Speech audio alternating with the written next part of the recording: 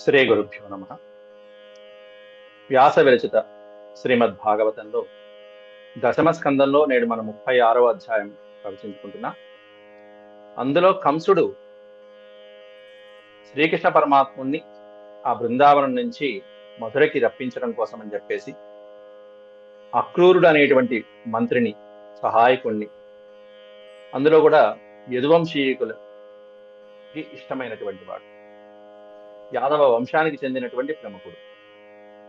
అట్లాంటి అక్రూరుణ్ణి బలరామకృష్ణుని ఇద్దరిని కూడా రథంలో మధురకి తీసుకురమ్మని చెప్పి పంపించడం జరుగుతుంది. ధనుర్యాగం అనేటువంటి ఒక యాగాన్ని వంకబెట్టుకుని, అంతేకాకుండా అక్కడి నుంచి రావాల్సినటువంటి కప్పమ్మలతో పాటుగా, పన్నుతో పాటుగా బలరామకృష్ణుని, ఆ తర్వాత వెనకాల నందుడు మొదలైనటువంటి వాళ్ళని కూడా తీసుకురమ్మని చెప్పి వాళ్ళందరినీ కూడా ఒకేసారి సంహరించేటువంటి ఉద్దేశంతో కంసుడు అక్రూరుని పంపించడం జరిగింది. అయితే ఈ అక్రూరుడు ఎవరు, అతనికి ఉన్నటువంటి భక్తి ఎట్లాంటిది మొదలైనటువంటి వివరాలని మనం అక్రూరుడి గురించి చెప్పుకోవాల్సినటువంటివి ఏ విషయాలు అయితే ఉన్నాయో అవి చెప్పుకున్న తర్వాత భాగవతంలోని ఆ శ్లోకాలని మనం మళ్ళీ కంటిన్యూ చేద్దాం. ముందుగా నేడు భగవత్ స్మరణ చేసుకుని అక్రూరుడి గురించి ప్రస్తావించుకుందాం.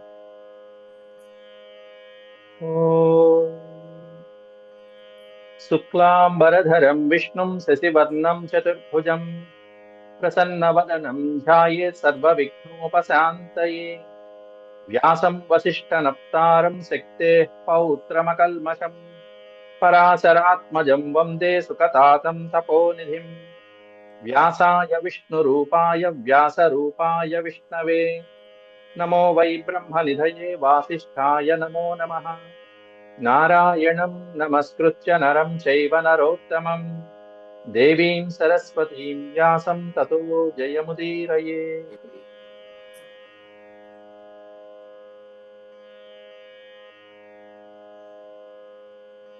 హరి ఓం.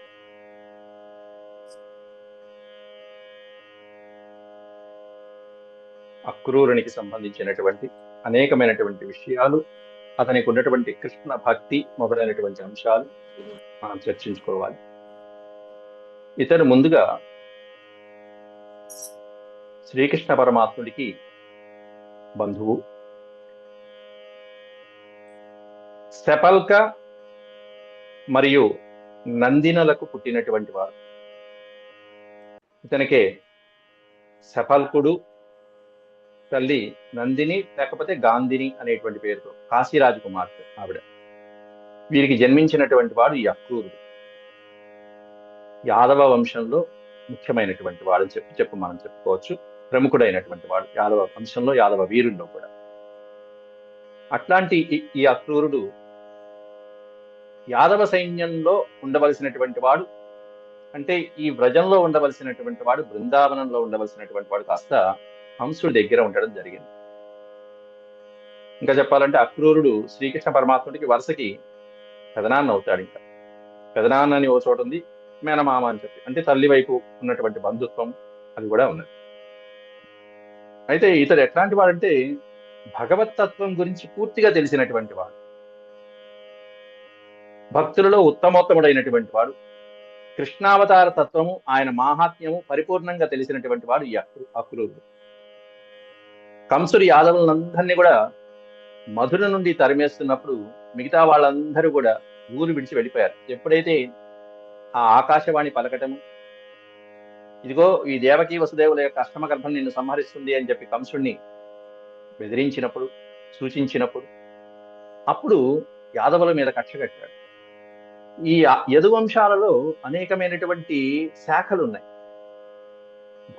భోజ శాఖ అని, అంధక శాఖ, వృష్ణి శాఖ, ఇలా కొన్ని శాఖలు ఉన్నాయి యదువీరులలో. ఆ శాఖలలో భోజ శాఖకి సంబంధించినటువంటి వాడు ఈ అక్రూరుడు. అదే భోజ శాఖకి సంబంధించినటువంటి వాడు కంసుడు కూడా. వాళ్ళందరూ ఒక శాఖలో ఉన్నటువంటి వాడు. వృష్ణి వంశం వీరుడు, అలాగే సాత్వత శాఖ అని చెప్పి, సాత్వత వంశ వీరుడు అని చెప్పి, సూర వంశము మొదలైనటువంటివన్నీ కూడా వీటిలో ఉన్నటువంటి యదువీరులలో ఉన్నటువంటి శాఖలు.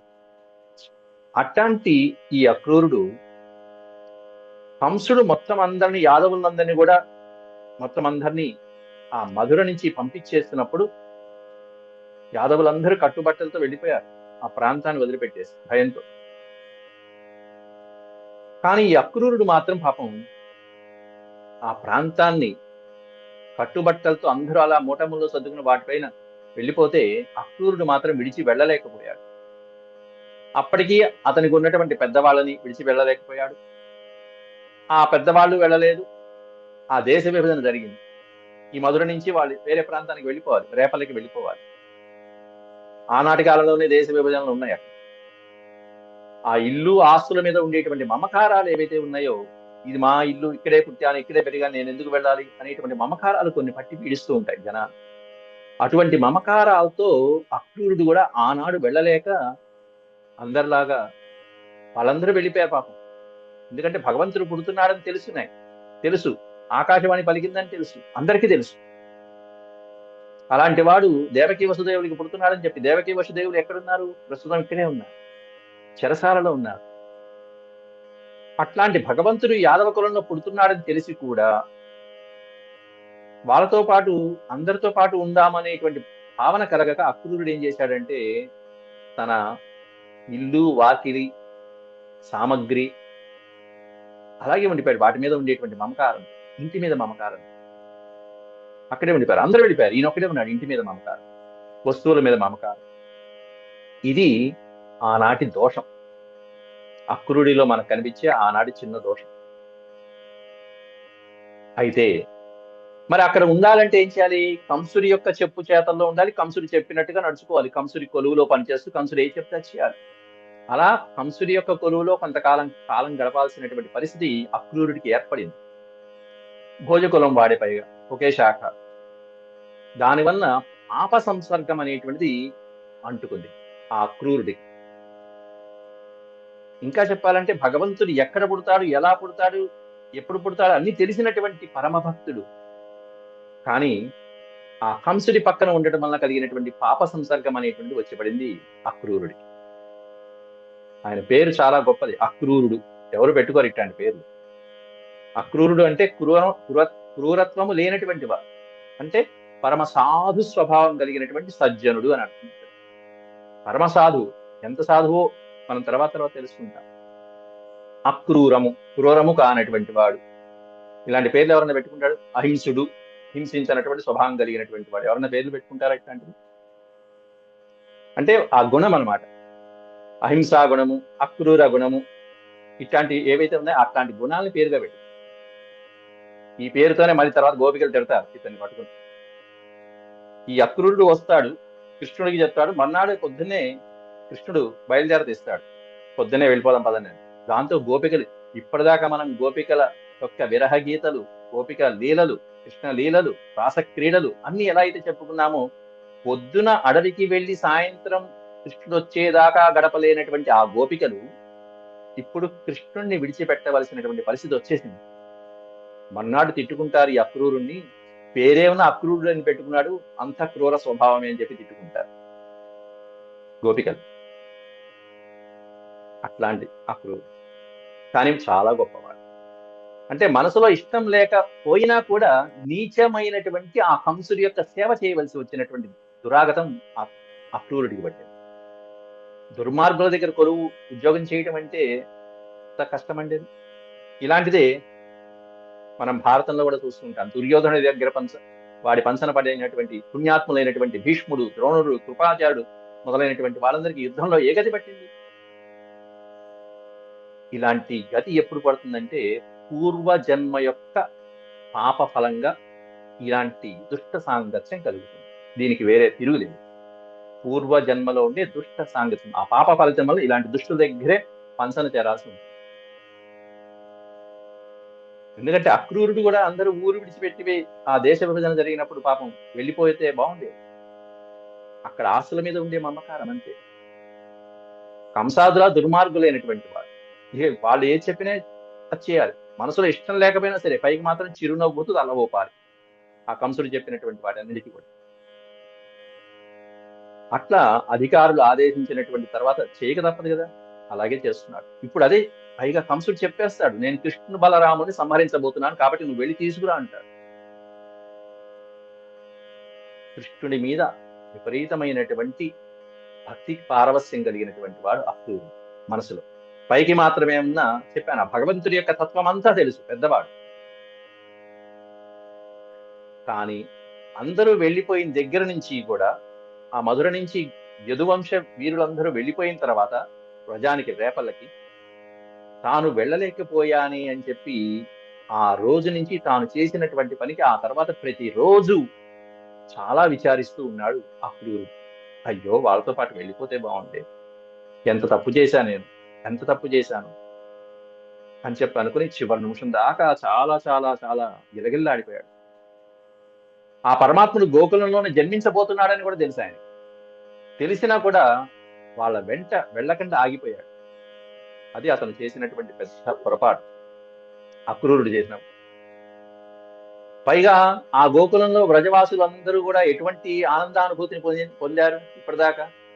స్వామి 7 సంవత్సరాలు 8 సంవత్సరాలు కృష్ణ పరమాత్ముడు ఆ వ్రజంలో పుట్టి పెరిగి ఆ లీలను ఏ విధంగా ప్రదర్శించాడు, ఆ వాళ్ళందరూ ఎంత అదృష్టవంతులు.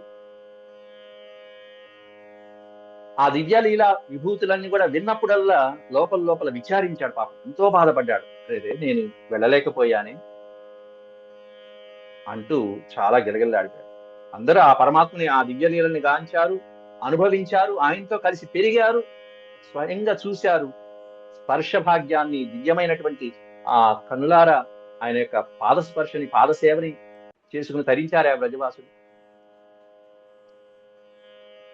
కాబట్టి అటువంటి భక్తి పారవశ్యాన్ని పొందలేక ఆ భక్తినంతా తన లోపలే చూసుకున్నటువంటి పరమభక్తుడు ఈ అక్రూరుడు. అయ్యో, ఆ అదృష్టం నాకు లేకపోయింది అని లోపల లోపల చాలా చింతిస్తూనే ఉన్నాడు అప్పుడు. ఆ రోజు తాను తీసుకున్నటువంటి ఏ పొరపాటు నిర్ణయం ఏదైతే ఉందో దేశ విభజన సమయంలో, అది ఎంతవరకు దారి తీసింది, చివరికి భగవంతుణ్ణి దూరం చేయటమే కాకుండా కనీసం పైకి ప్రకటించుకునేటువంటి భాగ్యం కూడా లేదు అతను. నేను కృష్ణ భక్తుణ్ణి అని చెప్పుకునేటువంటి భాగ్యం కూడా కలగల, అవకాశమే లేదు. లోపల లోపల అణిచివేసుకోవాలి ఆ అగ్నిని, ఆ కోరికని. కాబట్టి పైకి ప్రదర్శిస్తేనేమన్నా కంసుడికి వ్యతిరేక అయిపోతాడు. పోని దగ్గరగా ఉన్నాడంటే మరీ దూరంగా ఉన్నాడు కృష్ణ పరమాత్ముడికి.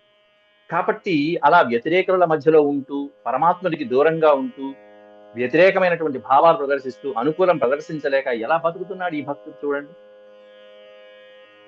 ఇట్లా ఏ భక్తుడికి సంభవించినటువంటి ఎంతటి విచిత్రమైనటువంటి క్లిష్టమైనటువంటి పరిస్థితి ఏదైతే ఉందో, ఎంత దుర్భరమైనటువంటి పరిస్థితి ఏదైతే ఉందో, అది ఈ భక్తుడైనటువంటి అక్రూరుడు అనుభవించాడు. భక్తుడికి ఇది ఎంతటి కష్టము, ఎంత కష్టము. మచ్చిత్త మద్గతా ప్రాణా బోధయంత పరస్పరం అన్నారు గీతలో. అట్లా భక్తులైనటువంటి వాళ్ళు తమ అనుభూతిని దాచుకోలేరు. ఏదో రకంగా పక్క వాళ్ళకి చెప్తూ ఉంటారు, ఆనందిస్తూ ఉంటారు. ఇది భక్తుల యొక్క సహజ లక్షణం. ఎప్పుడు కూడా ఈ విధమైన నీకు పూజలో ఏదైతే అనుభూతి కలిగిందంటే ఆ పూజలో కలిగిన అనుభూతిని, ఆనందాన్ని ఇంట్లో వాళ్ళతో పంచుకుంటావు, సమానమైనటువంటి స్నేహితులతోనో భక్తులతోనో పంచుకుంటావు. కానీ ఇతను పంచుకోగలుగుతున్నాడా తనకు కలిగినటువంటి వచ్చినటువంటి అనుభూతిని? ఏమీ లేదు.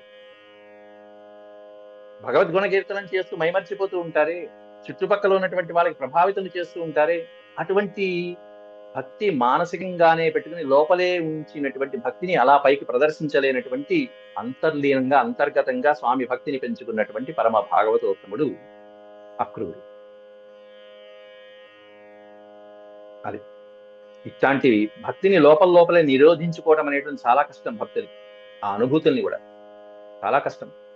అందుకే కృష్ణ పరమాత్ముడు 29వ అధ్యాయంలో మనకి దీంట్లో చెప్పారు, స్మరణాత్ దర్శనాత్ ధ్యానాత్ మయి భావోను కీర్తనాత్ మయి భావ అనుకీర్తనాత్. మీరు స్మరిస్తే చాలు, నన్ను స్మరిస్తే చాలు, దర్శనం చేస్తే చాలు, ధ్యానం చేస్తే చాలు, నా భావాలను కీర్తిస్తే చాలు, నా భావనతో ఉంటే చాలు. నతథా సన్నికర్షేణ ప్రతియాత తతో గృహాన్. పరమాత్ముడి దగ్గరగా ఉండి వ్రజంలోనే ఉండి గోపికల్లాగానో, వ్రజవాసుల్లాగానో, స్నేహితుల్లాగానో, గోవుల్లాగానో అలాగే ఉండక్కల్లా. ఇంకా చాలా ప్రదేశాలలో భగవంతుడి యొక్క అనంతమైన అపారమైనటువంటి ప్రేమతత్వం అనేటువంటి భక్తులకి అందుతూనే ఉంటుంది. అలా అందిపుచ్చుకున్నటువంటి వాడు భక్తుడు అక్రూరుడు. గోపికలతో అన్నటువంటి మాట. మాట పరమాత్మ. కొంతమంది అందరూ దగ్గరలో ఉండలేరు కదా, కొంతమందే ఉంటారు. ఇప్పుడు ఉన్నటువంటి గోపికలు కానీ బ్రజవాసులందరి పరిస్థితి రేపటి నుంచి ఏమవుతుంది? భగవంతుడు ఇక్కడ బృందావనాన్ని విడిచిపెట్టి మధురకి వెళ్ళిపోతాడు కదండి. అప్పుడు ఏమైంది వీడి పరిస్థితి? ఎంత ఏడుపు, ఎంత దీనం, ఇంత ఒక గంట లేకపోతేనే, కృష్ణుడు లేకపోతేనే అల్లల్లాడిపోయినటువంటి గోపికలు రేపటి నుంచి అక్రూరుడితో పాటు మగధకి వెళ్ళిపోయారు. మరి ఎప్పుడు గోపికలను చూడలేదు. మరి ఎప్పుడు బృందావనానికి తిరిగి రాలేదు. మరి వాళ్ళ పరిస్థితి ఏమైంది? ఎందుకు అట్లా జరిగింది? అది పెద్ద విషయం, చర్చించుకోవాల్సిన విషయం ఇట్లాంటి. కాబట్టి దూరంగానే ఉన్నటువంటి భక్తుల్ని కూడా స్వామి అనుగ్రహించడం అనేది జరుగుతుంది ఎప్పుడు కూడా. అంతేగాని దగ్గరగా ఉన్నటువంటి వాళ్ళని స్వామి అనుగ్రహిస్తారనుకోకూడదు ఎప్పుడు కూడా. రామాయణంలో, శ్రీమద్ రామాయణంలో శ్రీరామచంద్రుడు భరతుడికి ఇదే చెప్పాడు. లక్ష్మణుడు ఇక్కడ ఉన్నాడు, లక్ష్మణుడు దగ్గర ఉండి సేవ చేస్తున్నాడు, నన్ను దూరంగా పంపించేస్తావా? అదేంటంటే పాదుకులు తీసుకో అంటావా? లేదు, నేను కూడా లక్ష్మణుడితో పాటుగా నేను కూడా ఇక్కడే ఉండి సేవ చేస్తా అంటాడు భరతుడు. అప్పుడు రాముడు చెప్పినటువంటి ధర్మ సూక్ష్మాలలో ఇది కూడా ఇంతే. నాయన దగ్గర ఉంటేనా, ఎక్కడ ఉన్నా సరే ఆ భక్తి పారవశ్యం అది. నేను ఇక్కడ రక్షిస్తూ ఉంటాను, నువ్వు అక్కడ రక్షిస్తూ ఉంటాను. రాజ్యభారం అనేది గొప్ప. నాన్నగారి పితృవాక్య పరిపాలన ఇద్దరం పాటించాలి. నేను ఎలా పాటిస్తున్నాను, నువ్వు అలాగే పాటించాలి అని ఎన్నో ధర్మాలు చెప్పాడు అక్కడ రాముడు. అక్కడ రామాయణంలో నాన్నగారి మాట విన్నాడు భరతుడు, విన్నట్టే అయింది. అన్నగారైనటువంటి శ్రీరామచంద్రుడి యొక్క మాట విన్నట్టే అయింది భరతుడు. అట్లా రామాయణంలో భరతుడి వాళ్ళే ఇక్కడ దూరంగా ఉండి భక్తిని నింపుకున్నటువంటి వాడు ఎవరై అంటే అక్రూరుడు. ఆ రామపాదుకుల్ని పెట్టుకుని తాను చేసినటువంటి ప్రతి పని కూడా ఆ పాదుకులకి నివేదించి చేశాడు భరతుడు. అక్కడ పాదుకా పట్టాభిషేకం ఘట్టం అద్భుతమైనటువంటి. అందువల్ల భగవంతుడు కోరేది ఏమిటి అంటే కేవలం భావం మాత్రమే. నువ్వెంత పూజించావు ఏమిటి అని కాదు, ఆ పూజ వెనకాల నిజమైనటువంటి భక్తి ఉందా లేదా, నువ్వు ఎన్ని గంటలు కూర్చున్నావని కాదు, ఆ గంటల్లో కనీసం ఒక 10 నిమిషాలన్నా నీ స్థిరమైనటువంటి బుద్ధి భగవంతుడి మీద ఉందా లేదా, అది చూస్తాడు భగవంతుడు. అది కావాలి భగవంతుడికి, ఆ భక్తి కావాలి. అట్లాంటి అక్రూరుడికి భగవంతుడు పుట్టి పెరిగి 8 సంవత్సరాలు బృందావనంలో వ్రజవాసులందరినీ ఆనందపరిచినటువంటి సందర్భంలో ఇవన్నీ సంవత్సరాలు అక్రూరుడు మిస్ అయిపోయాడు. స్వామి యొక్క లీలల్ని మిస్ అయిపోయాడు, దూరం చేసుకున్నాడు, మదన పడిపోయాడు, తపన పడిపోయాడు, తపస్సు చేశాడు. స్వామి స్వామి స్వామి పైకి చెప్పుకోలేనటువంటి బాధ. ఆ 8 సంవత్సరాల తపో ఫలం ఇప్పుడు భగవంతుడు ఆ విషయాన్ని గ్రహించి అతన్ని అనుగ్రహించే సమయం వచ్చింది. ఎవరి వలనైతే కృష్ణ పరమాత్మతో వియోగం కలిగిందో, తన బంధువులతో యాదవ కులంతో వియోగం కలిగిందో, అటువంటి కంసుడే స్వయంగా రథమిచ్చి వాహనమిచ్చి కృష్ణుణ్ణి తీసుకురా అని చెప్పేటప్పటికీ అక్రూరుడి లోపల ఉన్నటువంటి ఆనందం ఉంది వర్ణనాతీతం. ఆ కంసుడి వల్లనే కదా విడిపోయింది అందరూ, ఆ కంసుడి వల్లనే కదా 8 సంవత్సరాలు స్వామికి వియోగం కలిగింది. దీంట్లో అక్రూరుడి విషయంలో తెలుసుకోవాల్సిన అంశం ఏంటంటే, అట్లా ఇళ్ల పట్ల వస్తువుల పట్ల ప్రేమ పెంచుకొని పరమాత్మని దూరం చేసుకోవచ్చా? చేసుకోకూడదు. మొదటి పాయింట్. వాటన్నిటికీ మించింది కదా పరమాత్మ సేవ. అక్రూరుడు అదే గలగలాడాడు. ఎంత పిచ్చివాడిని, ఎంత మూర్ఖుణ్ణి నేను, పరమాత్మ సేవను వదిలేసి ఇల్లు వాకిలని పట్టు కూర్చున్నానా? గోపికలు పట్టుకున్నారా అట్లా? గోపికలు ఎలా వదిలేసి వచ్చారు పరమాత్మ కోసం? యాదవ వీరులందరూ అట్లా పరమాత్మ కోసం, బ్రజవాసులందరూ కూడా కృష్ణుడే కావాలి మాకు ఇంకేమక్కర్లా అని చెప్పి గోపికలు చివరికి తమ భర్తల్ని బంధువుల్ని కూడా వదిలిపెట్టేసి కృష్ణ పరమాత్మ కోసం వచ్చేసారే. ఆ జ్ఞానం అక్రూరుడికి కలగలేదు ఆ రోజు. దీన్నే మాయ అంటారు, దీన్నే విష్ణు మాయ, కృష్ణ మాయ, శ్రీకృష్ణ మోహం అంటారు. మోహంలో పడేస్తారు స్వామి అంటారు. అంటే ఎవరికి ఎప్పుడు ఏ విధంగా మోక్షం ఇవ్వాలో, ఎవరికి ఎప్పుడు ఏ విధంగా అనుగ్రహించాలో స్వామి అలాగే ఇస్తారు. ఈ 8 ఏళ్ళు గోపికలకి, బృందావన వ్రజవాసులకి, తల్లిదండ్రులకి, దేవకి ఇది యశోదానందులకి అనుగ్రహం కలిగింది. ఇక ఇప్పటి నుంచి వాళ్ళని వదిలిపెట్టేశాడు. ఇప్పుడు కలగవలసిన అనుగ్రహం దేవకీ వసుదేవుల యొక్క సేవ, తల్లిదండ్రుల సేవ. ఇలాంటి భక్తులు ఎవరైతే ఉన్నారో, అక్రూరుడు మొదలైనటువంటి వాళ్ళు భక్తులు ఎవరైతే ఉన్నారో, కుబ్జ మొదలైనటువంటి వాళ్ళని అనుగ్రహించాలి ఇప్పుడు స్వామి. వాళ్ళ కోసం ఇప్పుడు బయటకు వస్తున్నాడు. దేశం మీద ఎంతమంది ఉన్నారు భక్తులు, వాళ్ళందరినీ అనుగ్రహించే సమయం ఆసనం, అట్లా సమయం రావాలి. ఇది చాలా ముఖ్యమైనటువంటి విషయం. కాబట్టి పరమాత్మని కావాలి అనుకున్నప్పుడు మిగతా వదిలేసేయాలి. అయితే ఇక ఆ తర్వాత నుంచి కంసుడు ఎంతమందిని శ్రీకృష్ణ పరమాత్మని సంహరించడానికి ఎంతమంది రాక్షసుల్ని పంపించాడు. పంపించినా కూడా వాళ్ళంతా కృష్ణుడి యొక్క చేతిలో మరణిస్తూనే ఉన్నారు. పూతన, శకటాసురుడు మొదలైనటువంటి వాళ్ళ దగ్గర నుంచి కూడా. వెళ్ళిన వాళ్ళు ఎవరైనా తిరిగి వచ్చారా అండి? రేపలికి వెళ్ళిన వాళ్ళు, కృష్ణుడి కోసం వెళ్ళినటువంటి రాక్షసులు ఎవరైనా తిరిగి వచ్చారా? ఒక్కరన్నా తిరిగి వచ్చారా? ఎవరు తిరిగి రారు. ఇప్పుడు కంసుడికి కొత్త ఆలోచన పుట్టుకొచ్చింది. కాబట్టి పద్ధతి ఇది కాదు. వెళ్ళిన వాళ్ళందరూ, అక్కడికి వెళ్ళిన వాళ్ళు ఎవరు తిరిగి రావరు. కాబట్టి ఏదో విధంగా ఆ కృష్ణుణ్ణే మధురికి రప్పించాలి. ఈ పన్నాడు అంటే అక్కడికి వెళ్ళిన వాళ్ళు ఎవరు తిరిగి రావట్లేదు కాబట్టి ఆయనే ఇక్కడికి వస్తే, ఇక్కడికి వస్తే ఏమవుతుంది? మనకి స్థానబలం ఉంది, కంసుడి యొక్క స్థానబలం ఉంది. కాబట్టి ఏదో ఒక ఉపాయంతో తప్పకుండా ఆ బలరామకృష్ణుల్ని సులభంగా సంహరించవచ్చు అనేటువంటివి చచ్చు ఉపాయం చేశాడు కంసుడు.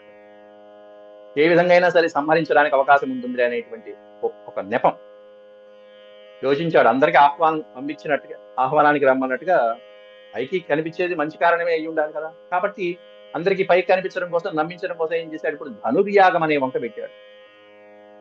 ఆ ధనుర్యాగం చతుర్దశి రోజు చేసినట్టుగా ఉన్నది, చెప్పారు చక్కగా. ఆ యాగానికి రకరకాల యాగం అంటే తెలిసిందే, చక్కటి పూర్ణాతులు, హోమాలు, ద్రవ్యాలు, దాంట్లో ఆయుధ పూజ కూడా ఉంటుంది. అనేకమైనటువంటి ఆయుధాలను కూడా పూజిస్తూ ఉంటారు, అనేక దేవతల్ని ఆవాహన చేస్తూ ఉంటారు. అటువంటి హోమాలు చక్కగా అక్కడ క్రీడా ప్రాంగణం, మల్ల యుద్ధము మొదలైనటువంటివన్నీ, వస్తాదులు, చాణూరుడు, ముష్టికుడు మొదలైనటువంటి వాళ్ళందరూ పంపించడం సిద్ధం చేశాడు. ఈ చాణూరు, ముష్టికులు మొదలైనటువంటి వాళ్ళు, దాంట్లో చాణూరుడు కూడా ఆంధ్రదేశం వాడే, మనకి సహస్రనామాల్లో కూడా వస్తుంది. ఆంధ్రదేశం నుంచి అక్కడ వెళ్ళి స్థిరపడినటువంటి వాడు చాణూరుడు. కాబట్టి అట్లాంటి మల్ల యోధులైనటువంటి వస్తాదులను సిద్ధం చేశాడు. అన్నిటికంటే మించి కువలయాపీఠం, ఒక మహా ఏనుగు, సింహద్వారం దగ్గరికి వాళ్ళు రాగానే ఒక్కసారిగా దాడి చేసి సంహరించేటువంటి ప్లాన్ అన్ని చేశాడు. చివరికి ఆ క్రూరుని పిలిపించి చేతిలో చేయి వేసి, నీకంటే నాకు శ్రేయోభిలాష ఎవరు లేరయ్యా, కాబట్టి ఇదిగో ఇప్పుడే ఈ రథాన్ని అధిరోహించి నువ్వు వాళ్ళని ఈ రథంలో తీసుకురా అని కూడా చక్కగా చెప్పాడు. గచ్చనందవ్రజం తత్ర సుతావానక దుందుభే అని మనం చెప్పుకున్నాం నేను. ఆసాతేతా విహానేన రథే నానయ మాచిరం, ఆలస్యం మాకు, వెళ్ళి త్వరగా ఈ రథంలో ఆ నందవ్రజానికి వెళ్ళి బలరామకృష్ణుని ఇద్దరిని తీసుకురా అని చెప్పి ఆ అక్రూరుడికి తన యొక్క పన్నాగం కూడా చెప్పాడు కంసుడు. అంతా చెప్పేస్తాడు. నేను వాళ్ళు వస్తే ఇదిగో ఈ విధంగా సంహరిద్దాం అనుకుంటున్నానయ్యా అక్రూరా. ఏ విధంగా? ఘాతయిష్యే నేను చంపేస్తాను. ఇహ ఆనీతో కాలకల్పేన హస్తిన,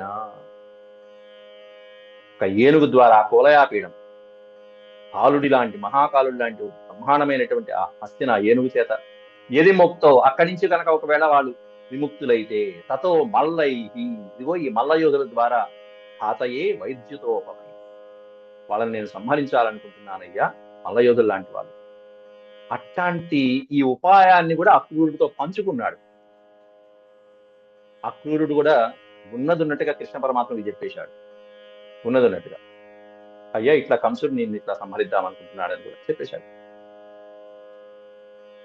ఇక మధురా నగరంలో వింతలు విశేషాలు, ఈ ధనుర్యాగము చూడటం కోసం అని చెప్పేసి నీ మేనమామ ఆహ్వానిస్తున్నాడని కూడా చెప్పన్నాడు కంసుడు. కృష్ణుడికి మేనమామ కంసుడు, నీ మేనమామ ఆహ్వానిస్తున్నాడని చెప్పి జాగ్రత్తగా నువ్వు ఒప్పించి జాగ్రత్తగా వాళ్ళని రథం ఎక్కించి వెంటనే త్వరగా తీసుకురా అని చెప్పి రహస్యం మాత్రం భేదించమాకు అన్నాడు. ఈ రహస్యాన్ని మాత్రం బయటికి ఎవరికి తెలియని మాకు అని కూడా జాగ్రత్తలు చెప్పి పంపించాడు అక్కడ కంసుడు. ఆ మాట వినంగానే అక్రూరుడిలో రెండు భావాలు కలిగాయి. ఒకటి ఏంటంటే కృష్ణ పరమాత్మని సంహరించే ఉద్దేశం మనసు చివుక్కుమంది ఒకసారి. ఆ మాట వింటేనే కాస్త చెవులకి కఠోరంగా అనిపిస్తుంది పరమాత్ముని మీద ప్రేమ. రెండోది ఏంటంటే వీడి బొంద ఎన్నో చేశారు, ఒక్కళ్ళు తిరిగి రాలేదు, కాబట్టి కొంచెం ధైర్యం పరమాత్ముని మీద, గట్టి నమ్మకం. కానీ అట్లాంటి పరమాత్మ మీద ఈ విధంగా ప్రయోగం చేస్తున్నాడు వీడికి పోయే కాలం దాపురిచ్చింది. తర్వాత ఈయన చెప్పే హితవాక్యాలు ఈయన చెప్తాడు చక్కగా. రెండోది ఏంటంటే అక్రూరుడికి ఆ మాట వినంగానే ఎగిరి గంతేశాడు. మనసులో ఉన్నటువంటి ఆ ఆత్మారాముడు ఎగిరి గంతేశాడు ఒకసారి. మనసు మాత్రం కంసుడి మీద, అవునా వెళ్ళాలా తప్పదా సరే వెళ్తా అన్నట్టుగా ఉన్నాడు, కానీ లోపల ఆత్మారాముడు గంతులు వేస్తున్నాడు ఆనందం. ఏమిటి, ఎందుకు ఆ సంబరం, ఎందుకు ఆ గంతులు అంటే భగవంతుడి దగ్గరికి వెళ్తాం, ఇంకా అంతకంటే ఏం కావాలి, జన్మ సాఫల్యం. ఎప్పటి నుంచి ఎదురు చూస్తున్నాడండి, 8 ఏళ్ల నుంచి 10 ఏళ్ల నుంచి, ఆయన పుట్టక ముందు నుంచి ఆ ఆకాశవాణి పలికిన దగ్గర నుంచి. 8 ఏళ్ళు 10 ఏళ్ళు ఏమిటి, దాని ముందు 7గురు పుట్టి చనిపోయారు. కాబట్టి దాదాపుగా 14 ఏళ్ళు వయసు నుంచి కూడా అక్రూరుడికి భగవంతుడు వస్తున్నాడు, ఎక్కడ పుడుతున్నాడో అన్ని తెలిసి కూడా అప్పటి నుంచి తపస్సు చేస్తూనే ఉన్నాడు. ఆకాశవాణి పలికి దగ్గర నుంచి యాదవులు విడిపోయారు. ఎంత ఆనందం ఇప్పుడు అక్రూరుడికి. ఏమంటాడు, అద్యమే సఫల జన్మ అన్నాడు. ఈనాడు నా జన్మ సార్థకమైంది. ఇన్నాళ్ళు భగవంతుణ్ణి దర్శించుకోవడానికి ఎవరు అడ్డు, కంసుడు అడ్డు. ఎవరడ్డని భావిస్తున్నాడో వాడే చక్కగా ప్రయాణ సౌకర్యాలన్నీ కల్పించి, డిఏలన్నీ కల్పించి చక్కగా జాగ్రత్తగా వెళ్ళాడు ఆయన, మళ్ళీ జాగ్రత్తగా సుఖంగా తీసుకురా అని చెప్పని ఆయనే దర్శనానికి, కృష్ణ పరమాత్ముని యొక్క దర్శనానికే పంపిస్తున్నాడు. చూసారా, ఇది పూర్వజన్మ సుకృతం కాకపోతే మరి ఏమిటి. అట్లాంటి పూర్వజన్మ సుకృతం లేకపోతే శ్రీహరి యొక్క దర్శనం ఇలా లభిస్తుందా? ఎవరైతే అడ్డు అనుకున్నారో ఆ అడ్డుపడినటువంటి కంసుడి చేతే కృష్ణ పరమాత్మ దర్శనం కలిగింది అంటే అది ఆ స్వామి యొక్క అనుగ్రహం కాకపోతే ఇంకేముంటుంది. అది భగవంతుడు వేసే స్కెచ్ అంతే. కాబట్టి నేను కూడా పూర్వజన్మలో ఎంతో కొంత పుణ్యం చేసి ఉంటాను, ఏదో చక్కగా తపస్సు చేసి ఉంటాను, లేకపోతే చక్కటి పాత్ర దర్శనం, అర్హుడైనటువంటి వాడికి ఏ దానాలో మంచి దానాలో ఇచ్చి ఉంటాడని చెప్పి మనసులో అమ్మయ్య అనుకుని సంతృప్తి పడిపోయాడు. పోతన గారు చక్కటి పద్యం రాశారు అక్కడ. ఎట్టి తపంబు సేయబడే నెట్టి చరిత్రము లబ్ధమయ్యను అంటూ. తర్వాత మనం చెప్పుకుందాం, వచ్చే ఘట్టం వచ్చినప్పుడు మళ్ళీ ఆ పద్యము దాని అర్థము వివరంగా చెప్పుకుంటాం. ఎందుకంటే ఇప్పటిదాకా ఎట్లా బాధపడ్డాడు, నేను ఒక వివేకహీనుణ్ణి, మూర్ఖుణ్ణి, ఏది వదలాలో ఏది గట్టిగా పట్టుకోవాలో పరిజ్ఞానం లేనటువంటి వాడిని అని భావించుకుంటున్నాడు. ఏది వదలాలి, ఇల్లు వాకిలి బంధాలు బంధుత్వాల్ని వదిలేసి భగవంతుని పట్టుకోవాలి, భగవంతుని యొక్క పాదపద్మాల్ని పట్టుకోవాలి. అది తెలియకుండా అమ్మో నా ఇల్లు నా వాకిలి దీన్ని వదిలిపెట్టి నేనెక్కడో రేపలలో ఆ పల్లెటూరులో కూర్చొని నేనేం చేయాలని చెప్పి పట్టు కూర్చున్నాడు. ఇప్పుడు అట్లాంటి మూర్ఖుని అనుకున్నటువంటి వాడు, కనీస పరిజ్ఞానం కూడా లేనటువంటి వాడు. కానీ భగవంతుడు ఏం చెప్పాడు, సర్వధర్మాన్ పరిత్యజ్య మామేకం శరణం వ్రజ కదా అని చెప్పింది. ఆ ఉపదేశ సారాంశం అట్లా చెప్తే ఈయన ఏమన్నా రివర్స్ చేశాడు. కాబట్టి ఈ విధంగా జరిగినటువంటి అక్రూరుడి పరిస్థితి కావాలి.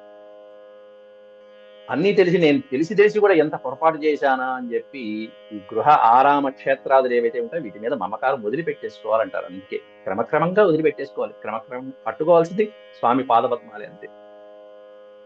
అందుకే ఇన్నాళ్ళు పరమాత్మకి దూరం అయ్యాను, బంధువులకు దూరం అయిపోయానని చెప్పి ఇలగిల్లాడిపోయాడు. అట్లాంటిది స్వామి యొక్క సేవలో తరించేటువంటి, స్వామి దర్శన భాగ్యం కలిగేటువంటి, చక్కటి చేజేతులా చేసుకుని అనుభవిస్తున్నటువంటి పాప ఫలమంతా ప్రక్షాళన కలిగేటువంటి శుభముహూర్తం ఈ యాత్ర రూపంలో సిద్ధమైంది. ఆనందం పట్టలేనటువంటి ఆనందం. ఎంతో సిద్ధులు గాని మహర్షులు గాని చేసుకునేటువంటి పుణ్యఫలం ఇప్పుడు ఈ అక్రూరుడికి దక్కబోతుంది.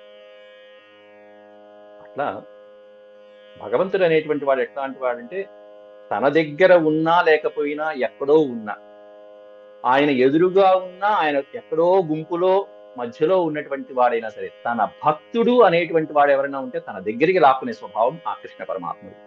తన పక్కకి లాక్కుంటాడు, తన దగ్గరికి లాక్కుంటాడు. అట్లాంటి తత్వం కృష్ణ పరమాత్మ తత్వం.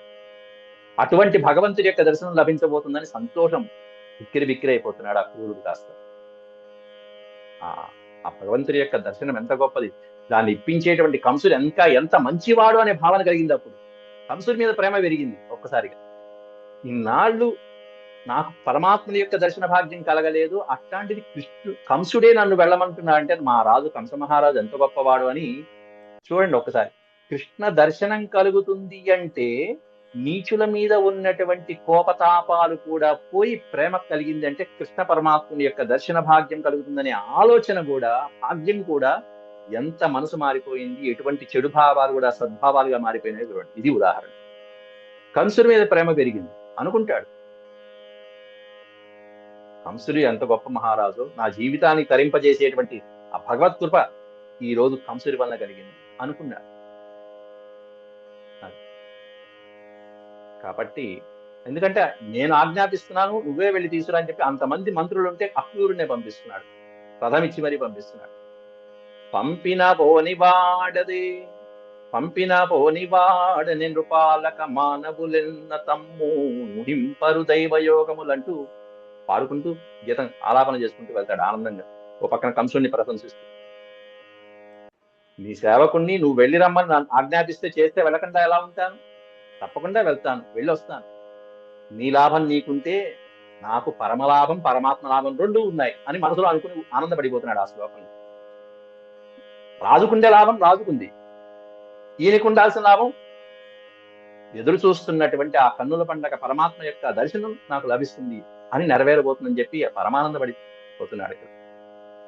అయితే ఆ తర్వాత బయలుదేరటానికి సిద్ధమైపోయాడు పాపం. మర్నాడే వెళ్ళాలి, నిర్ణయం తీసుకుంటున్నాడు, అన్ని రకాలుగా నిర్ణయం తీసుకుంటున్నాడు. కంసుడితో సహా అందరికీ మనసులో కృతజ్ఞతలు మాత్రం చెప్పుకున్నాడు. కృష్ణ దర్శనానికి ఎవరు అడ్డుగా ఇన్నాళ్ళు తను భావించారు, ఇన్నాళ్ళు కంసుడాన్ని అడ్డుగా భావించాడు, ఆయనే వెళ్ళమంటున్నాడు కాబట్టి చాలా సంతోషపడ్డాడు. చూసారు, ఇది భగవంతుడి యొక్క స్కెచ్ అంటే ఇలా ఉంటుంది, పరమాత్మ స్కెచ్ అంటే ఇలా ఉంటుంది. ఇలాంటిదే రామాయణంలో కూడా జరిగింది. ఆనాడు రామావతారంలో ఉన్నప్పుడు సముద్రం దగ్గర విభీషణుడు శరణాగతి పొందడానికి వస్తే మొట్టమొదట వద్దు అన్నటువంటి వాడు సుగ్రీవుడు. ఇతడు అనేక సంధి ప్రయత్నాలు చేసినప్పుడు ఇతడు రాలేదు, యుద్ధం ప్రారంభించిన తర్వాత వచ్చి ఇప్పుడు నీతో కలుస్తున్నాడు, కాబట్టి ఇట్లాంటి సమయంలో ఇతన్ని మనం మన సేనలో చేర్చుకోవటం మంచిది కాదని సుగ్రీవుడు వాదించేశాడు. అందరి అభిప్రాయాలు తీసుకున్నాడు శ్రీరామచంద్రుడు. దాంట్లో అసలు వద్దని చెప్పేసింది సుగ్రీవుడు. అందరి చర్చలు అయిపోయిన తర్వాత హనుమంతుడు వారు చెప్పవలసింది చెప్పారు, కానీ చివరికి రాముడు కాస్త ఆయన మాట ఏదైతే ఉందో ఆ మాట చెప్పేశారు.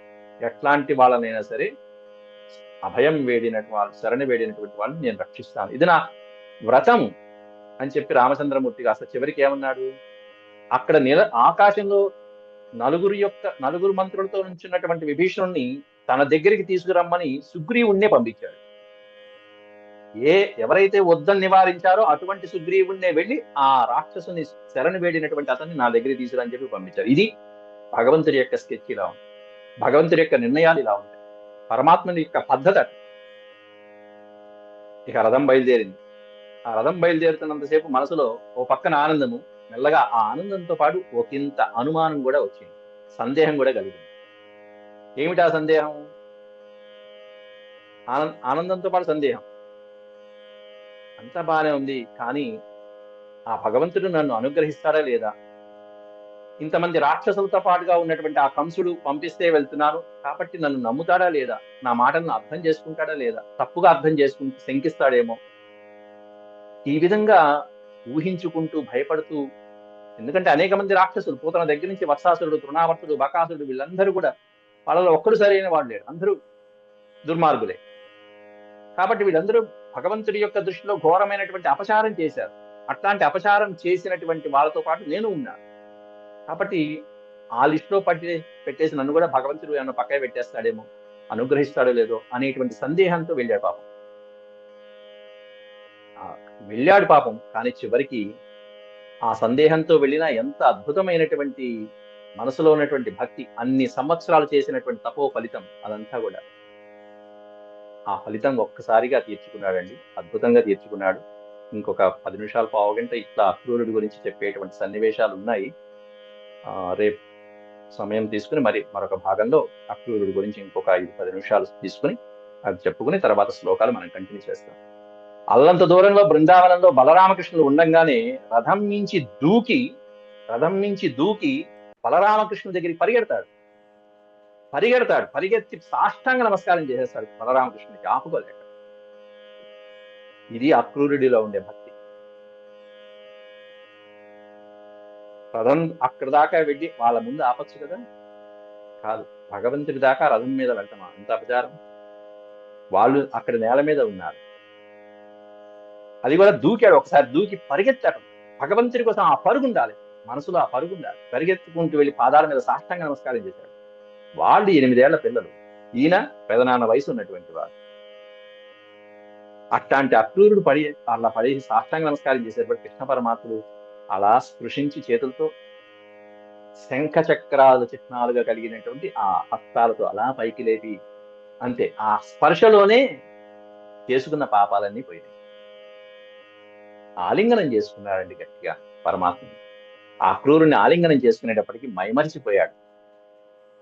ఈ భాగ్యం కోసం ఇన్ని సంవత్సరాల తపస్సు ఈనాడు ఫలించిందని చెప్పి ఆ క్రూరుడి యొక్క జన్మ ధన్యమైపోయినట్టుగా భావించుకున్నాడు ఆ క్రూరుడు. అవన్నీ కూడా మరికొన్ని విషయాలు రేపు ప్రస్తావించుకుని ఆ తర్వాత భాగవతంలో మనం చెప్పుకోవాల్సినటువంటి శ్లోకాలు ఘట్టాలు చెప్పుకుందాం. అంతవరకు సెలవు. ఓం శాంతి శాంతి శాంతి. యదక్షరపదభ్రష్టం మాత్రాహీనం చ యద్భవేత్ తత్సర్వం క్షమ్యతాం దేవనారాయణ. నమోస్తుతే. సర్వం శ్రీకృష్ణార్పణమస్తు. హరి ఓం.